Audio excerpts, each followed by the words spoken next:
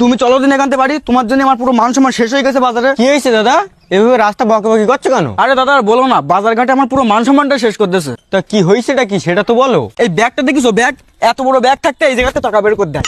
তা আমি কি করবো, আমার মাও তো এখান থেকে টাকা বের করে দেয়। রাস্তাঘাটেও মান সম্মান খাওয়াই দিচ্ছে, বুঝছো?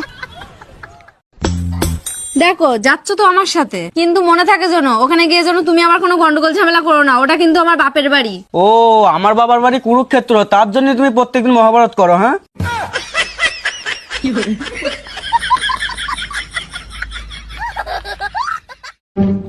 ও দি 10 টাকা দিয়ে যাও না।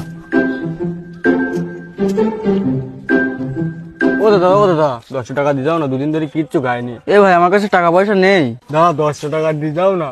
এ ভাই সত্যি আমার কাছে কোনো টাকা পয়সা নেই রে। দাদা তাহলে কিছু খাবার কিনে দাও। আচ্ছা কি খাবি বল? সিঙ্গাড়া খাবো আমি, সিঙ্গাড়া কিনে দাও না। ও তুই সিঙ্গড়া খাবি, ঠিক আছে তুই তাহলে একটুকুন বস, আমি এক্ষুনি আসছি। এ না ভাই, তুই আমার বিরাট উপকার করেছিস, আমারও বিরাট খিদে লেগেছিল।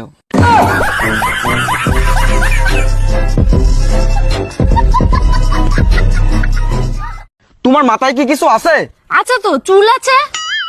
চুল ছাড়া আর কি আছে? কেন উকুন আছে না? বেরো এখান থেকে, পুরো আমার মাথাটা পুরো খেয়ে ফেলেছো, কিছুদিনের জন্য যেন তোমার মুখ আমি আর না দেখি। তুই হাসছি কেন? আমি খালি তোর বিয়ের আগের কথাগুলো ভাবছি। তুই বলতিস ওই মেয়ের বিয়ে না করতে হলে আমি বাঁচবো না।